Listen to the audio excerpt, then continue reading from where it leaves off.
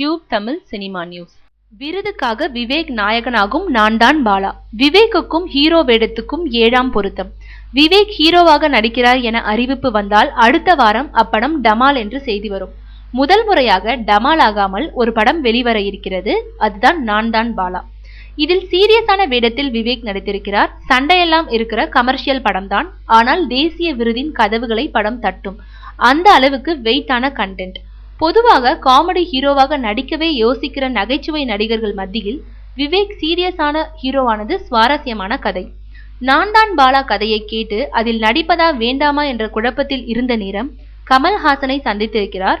25 வருஷமா சினிமாவில் இருக்கீங்க, வித்தியாசமாக ஏதாவது செய்ய இதுதான் சரியான நேரம் என்று அறிவுறுத்தியிருக்கிறார் கமல்.